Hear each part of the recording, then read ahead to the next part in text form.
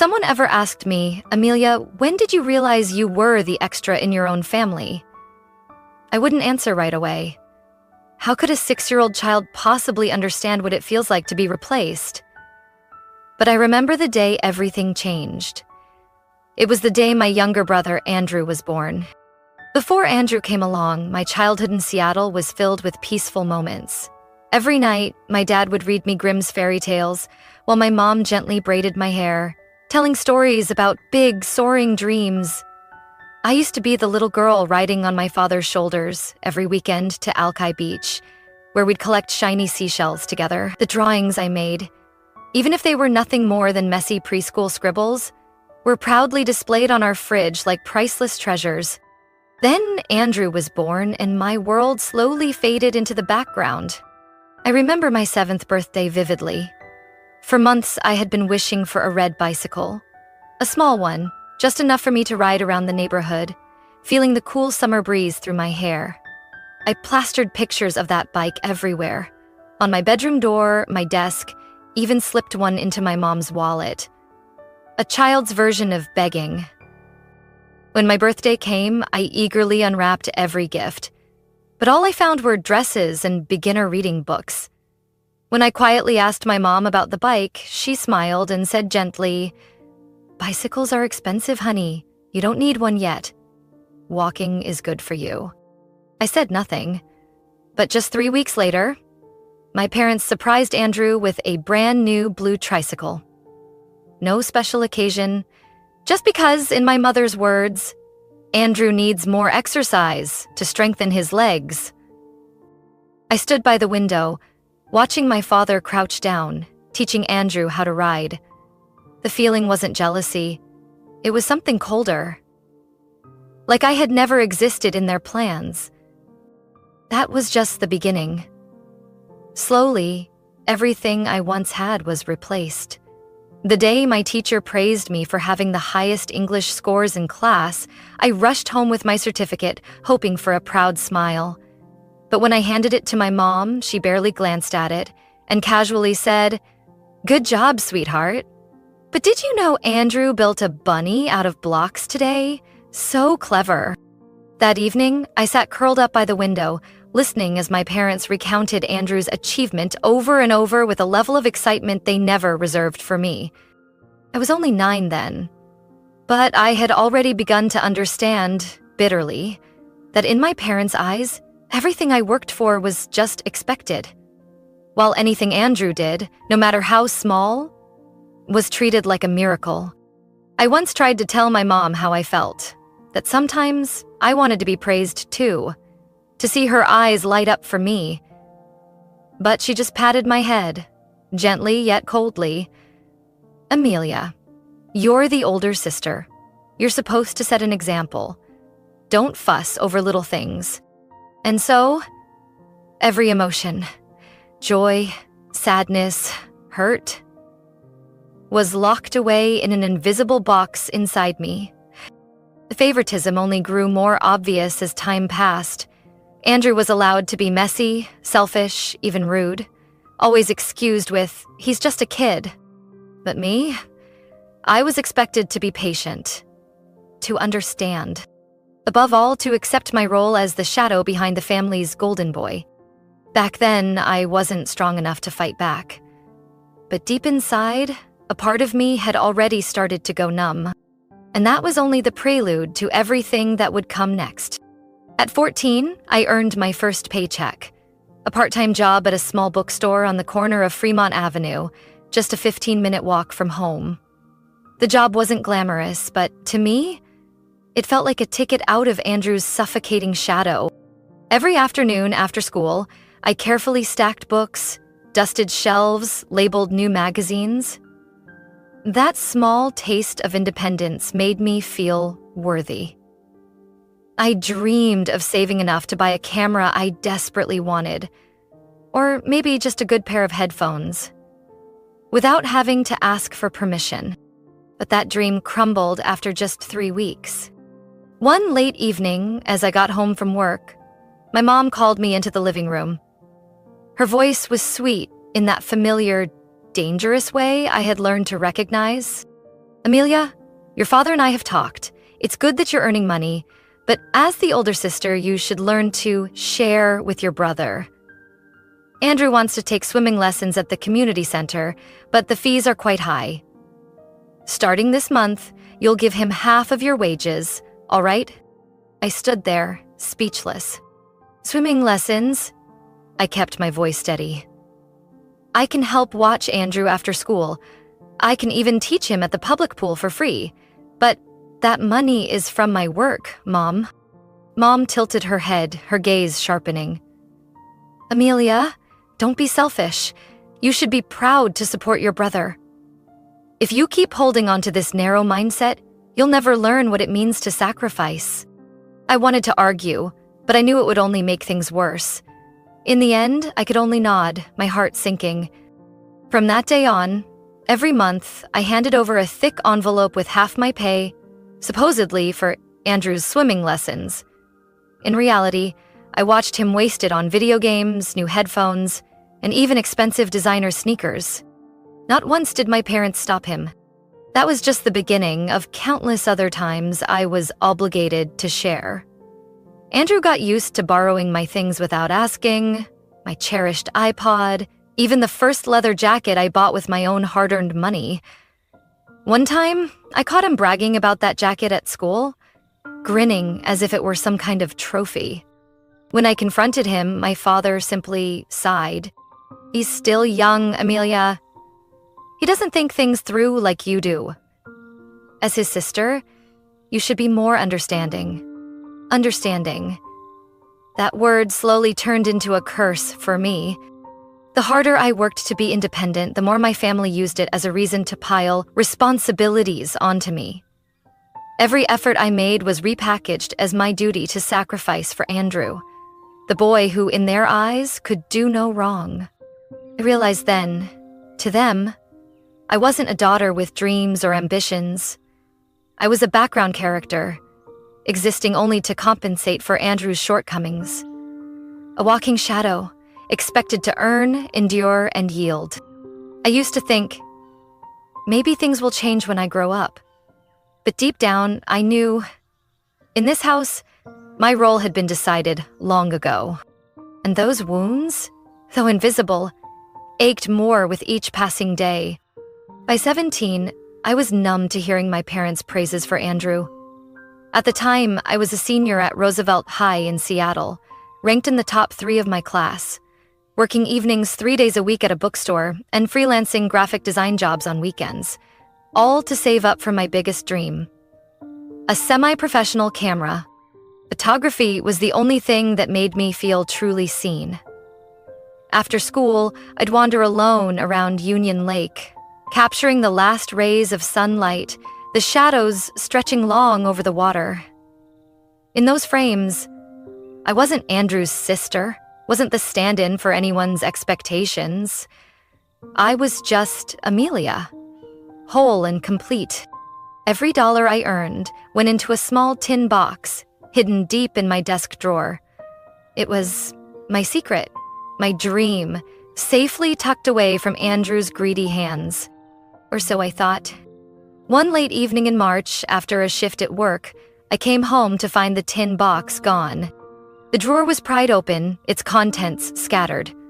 I tore apart my room, palms cold despite Seattle's mild weather. Then, from the living room, I heard laughter, and a sentence that sent a chill down my spine. I told you, Andrew should learn to be self-reliant. He saved up and bought himself new streaming gear. Such dedication deserves praise. My head throbbed. New gear. The money I had scraped together over a year reinvested into my brother's frivolous hobby. I stormed downstairs, blocking the TV where Andrew sat, proudly showing off his new setup. Andrew, that was my money. You took my tin box, didn't you? He shrugged, not even bothering to look up. You can earn it back. It's not like you're doing anything meaningful with those stupid photos anyway. I turned to my parents, waiting for a shred of fairness. But my mother only sighed. Amelia, hiding money in your room was irresponsible. You should have given it to us for safekeeping. Andrew needs the equipment to pursue his interests. As a sister, you should support him, my father added, his tone flat. Money is just a tool. What matters is that family shares with each other. Share? No. This wasn't sharing. This was theft, disguised under the noble-sounding excuse of being a good sister. That night, I sat in my dark room, my heart heavy. But this time, I didn't cry. Instead, I opened my laptop and searched for a new job. I needed more than a bookstore paycheck, more than freelance scraps. I applied to be an assistant at a local wedding photography studio. The work was grueling, setting up props, cleaning, editing hundreds of photos late into the night, but at least it was a path out of this endless cycle of thankless sacrifice. In the following days, I left early, returned late, avoiding everyone in the house. The kitchen lights stayed on every evening. Andrew still laughed loudly over his new gadgets, and my parents pretended not to see me walking past in silence. But I no longer cared. Every time I closed the studio door behind me, I knew I was getting a little closer to my own world, where no one could take away what I had chosen. 1 week after turning 18, I left home. No party, no farewell. Just a quiet Saturday morning while everyone slept. I packed my bag, grabbed the keys to a small rented room in Capitol Hill, and closed the door behind me. No one stopped me. No one even asked where I was going. And that was the last time I ever lived there. In the years that followed, I poured all my time into work. By day, I was a photography assistant. At night, I took on freelance editing gigs. Weekends were for small events, anything to earn more. Those first dollars from my passion, though modest, made me feel like I truly existed, standing on my own 2 feet. Then, a local photography exhibition changed everything. Jake appeared in front of my display, quietly observing each photo of Seattle in the morning mist. No small talk, no pretentious art critiques. He simply stood there, nodded, and smiled. "You make this city look like it's breathing," he said. We exchanged numbers that day. No rush, no noise. But from that moment, Jake gradually stepped into my life, patiently, gently, and unexpectedly warm. Jake was a civil engineer, 4 years older than me.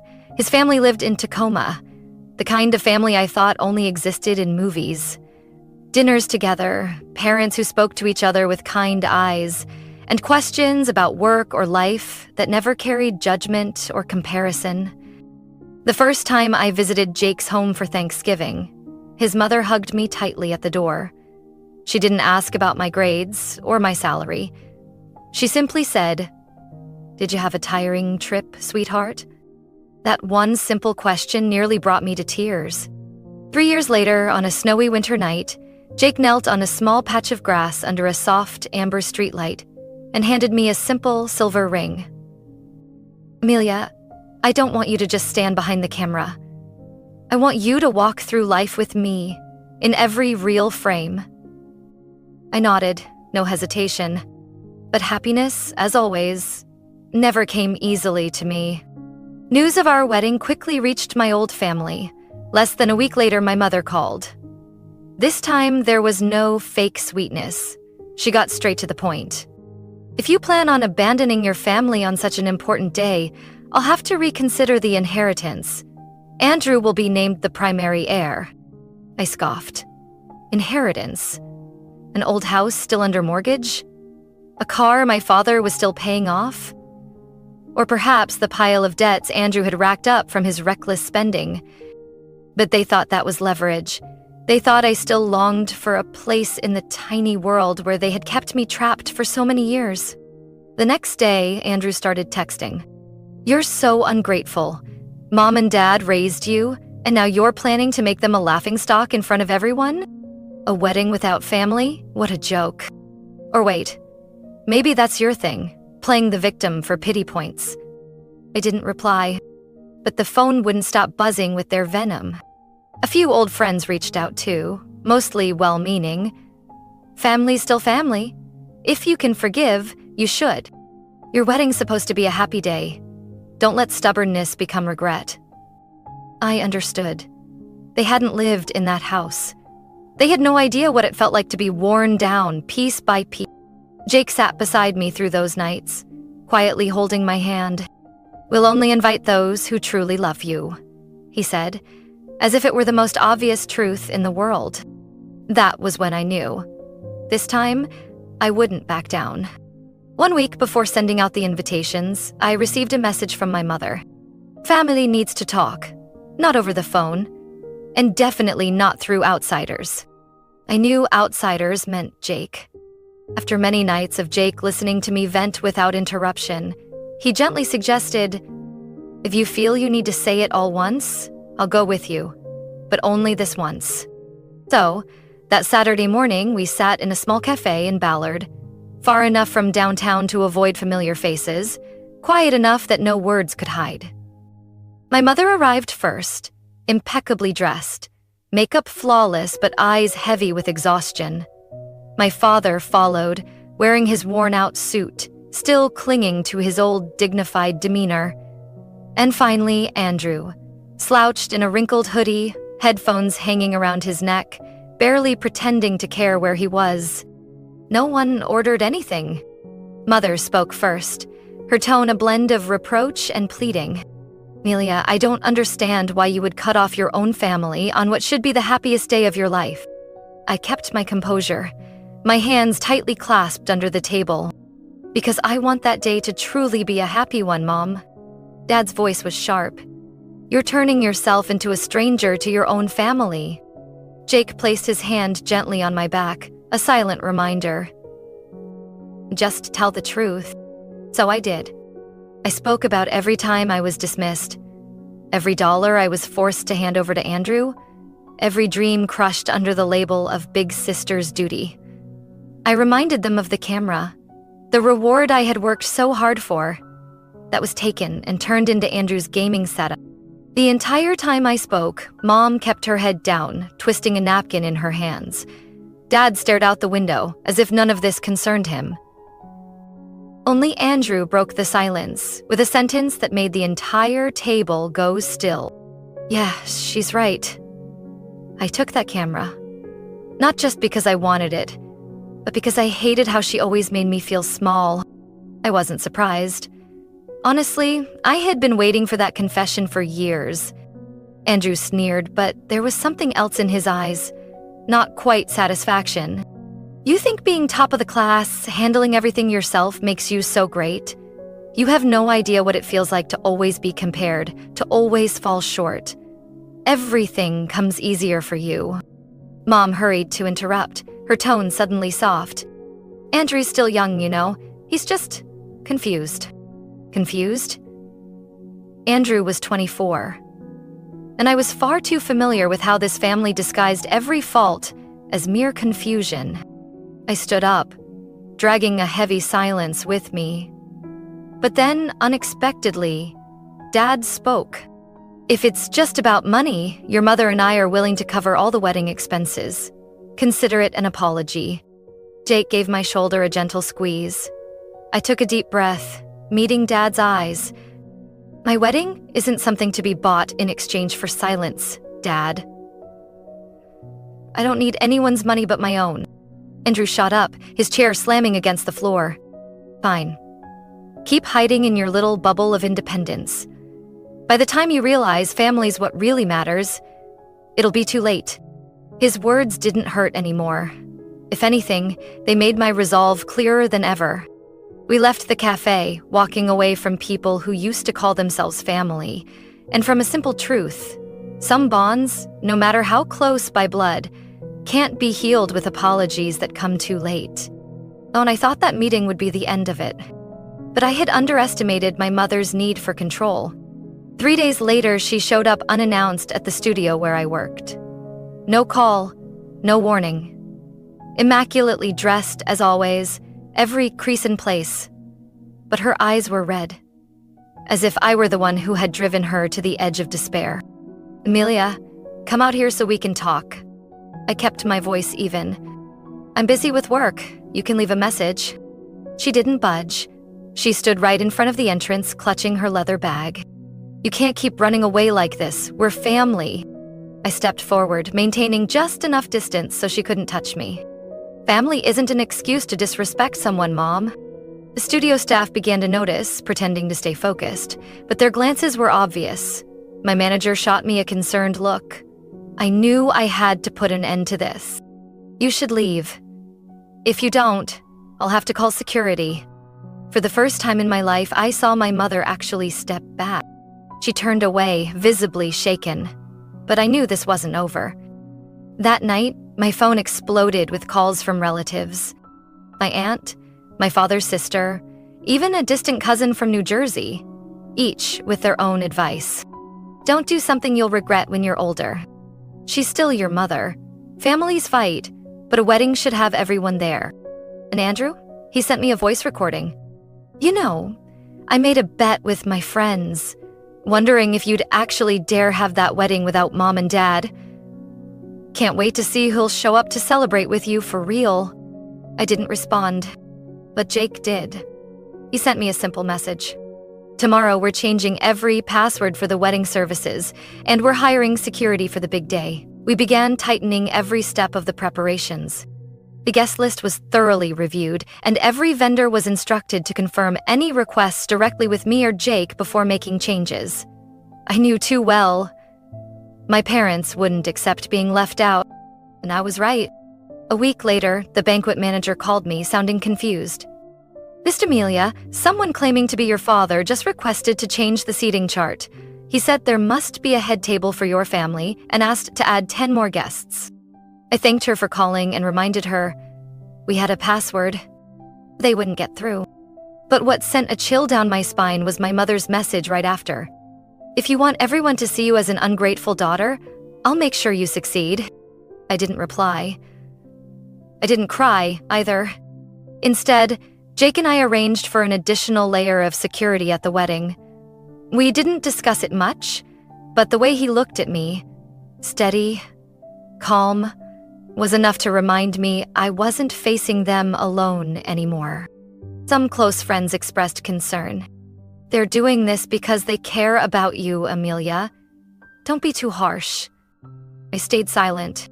There are things outsiders will never understand, and they don't need to. With 5 days left until the wedding, every morning I woke up to new messages from Andrew, a mix of mockery, insults, and bossy demands. My parents had switched to emails, attaching old family photos as if those images could patch up the years of damage. But all I felt was relief. For the first time, I was living for myself. 3 days before the wedding, I got a call from Madison, an old high school friend I hadn't spoken to in years. "Amelia, there's something... I'm not sure if I should bring this up, but lately I've seen some posts about you on Facebook. Are you okay?" I frowned. "What do you mean?" Madison hesitated. "They're saying you're having a mental breakdown, overwhelmed with wedding stress, acting irrational.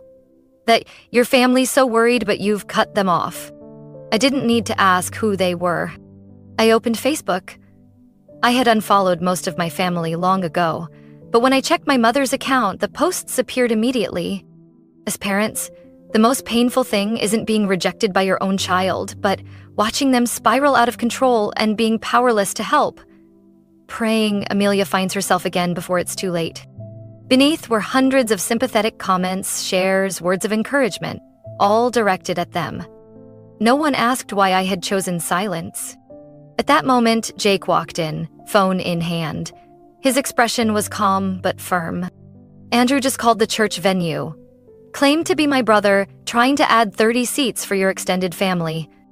I froze. Fortunately, the staff there knew better. They checked with me first. Jake sat next to me, opened his laptop, and started reviewing every vendor account.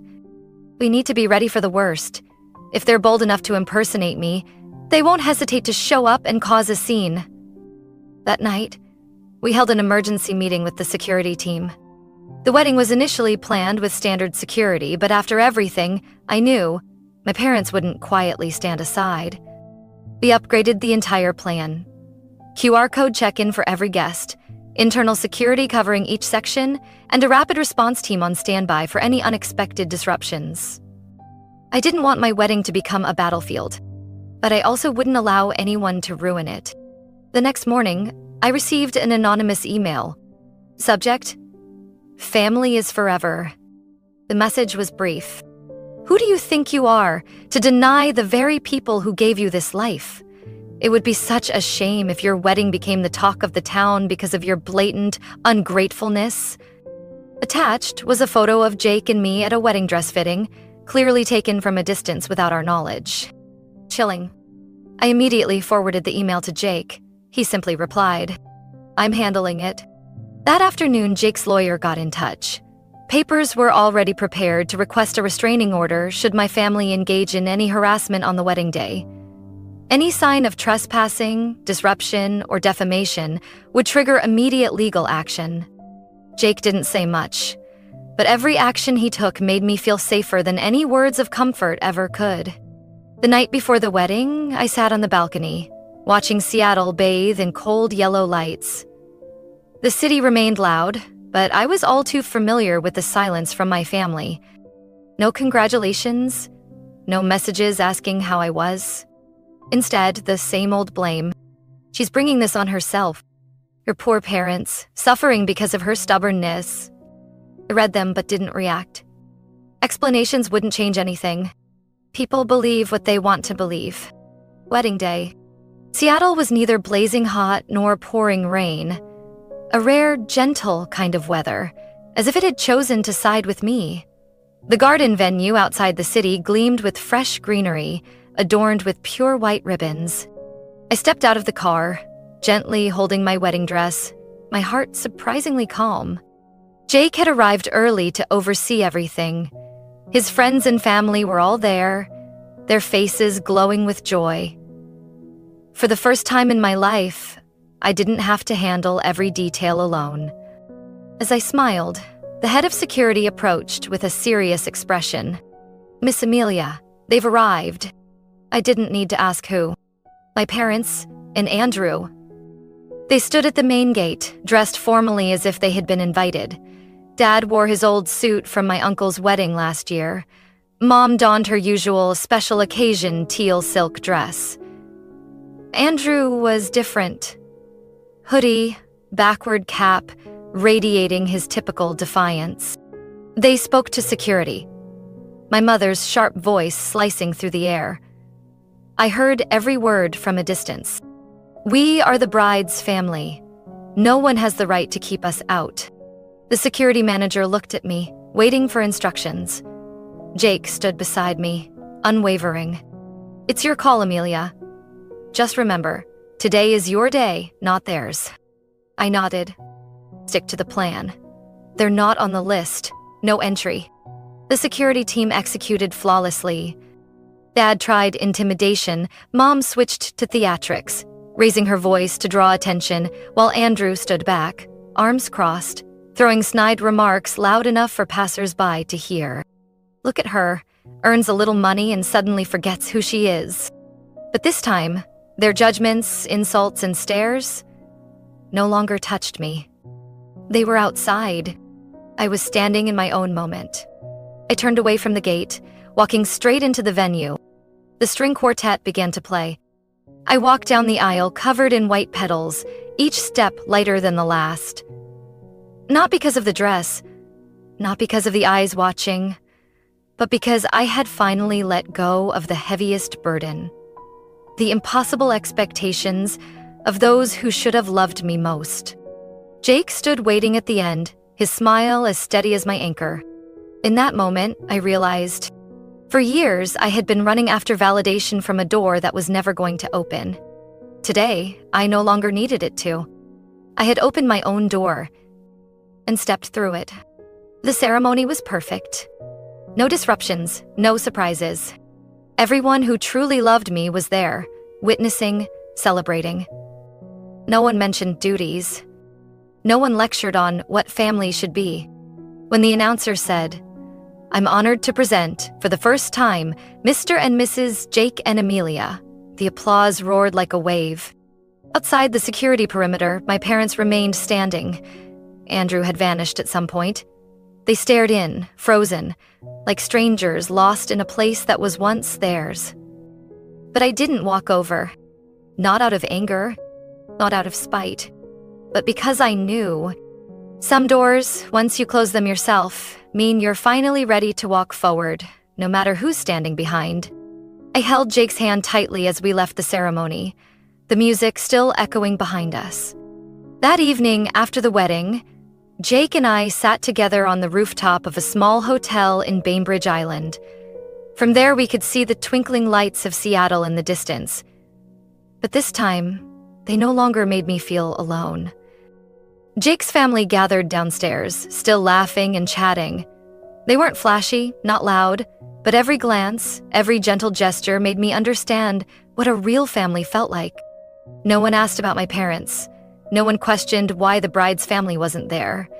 And I was grateful for that. Just when I thought things were settling down, my phone buzzed. An email from Andrew. Subject: better late than never. I read it slowly, without rushing. Amelia, I know I have no right to ask for your forgiveness. I also understand why you did what you did today. These past weeks, I've been thinking a lot about what I've done to you. About that camera. About the things I said, just to feel less pathetic myself. I've signed up for therapy. Maybe you won't believe it, but for the first time, I want to do something on my own, without hiding behind Mom and Dad. I don't expect you to reply. I just want you to know. Standing outside that fence today, I finally understood what it feels like to be left out of your own life. I closed my phone and set it down. Jake looked at me, didn't ask anything, just quietly held my hand. This time, I didn't feel angry. But I didn't feel relieved either. What remained was clarity.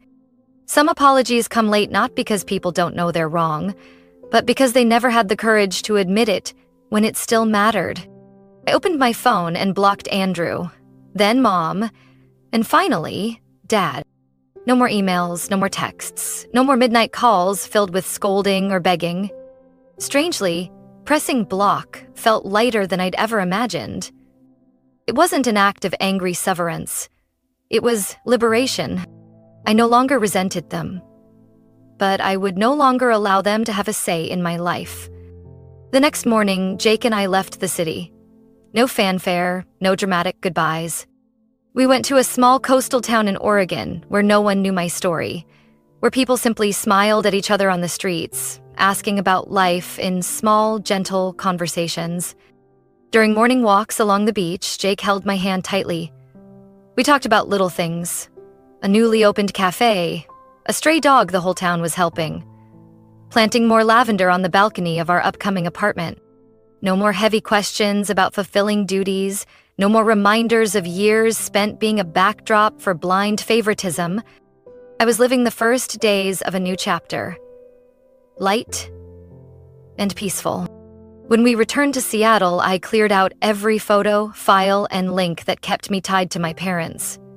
Not to deny my roots, but to stop letting the past dictate my present. Jake watched as I finished packing everything away, smiling as he said, "Finally making space for the things you truly want to keep." He was right. That wedding wasn't just a celebration, it was a boundary. I'll never let something happen to him anymore, once and for all. Our flight to Santorini took off on a bright summer morning.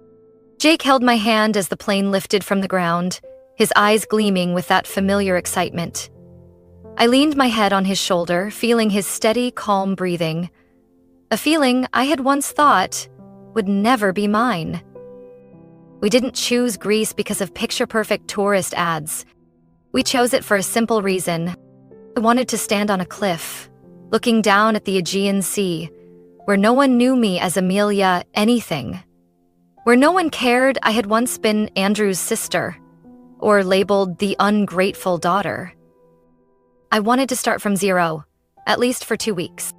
Santorini welcomed us with warm sunlight and salty sea breeze. White houses perched along steep hillsides, Winding cobblestone streets leading to small cafes where locals sipped espresso slowly, unfazed by the constant stream of tourists. I realized I was breathing easier. No more notifications from my old family. No more unsolicited advice from people who never stood in my shoes. No more prying eyes or half-hearted questions about responsibility and duty. And that was enough. On the third afternoon in Santorini, Jake took me to a small seaside taverna. We sat beneath a trellis of bougainvillea, facing the endless blue of the sea. He held my hand, gentle yet firm. I know you're not one to talk much about feelings, but today, I want you to hold on to this moment. Not for me, for yourself. I looked at him, not answering right away. There were too many things I wanted to say, but in the end, I just exhaled slowly. I used to think happiness meant making everyone else happy, working hard enough, being good enough, being proper enough to be recognized. I paused, squeezing his hand. But it turns out, happiness comes from knowing how to say no to people who don't know how to value you. Jake didn't say a word, but the smile in his eyes told me he understood. The following days were quiet.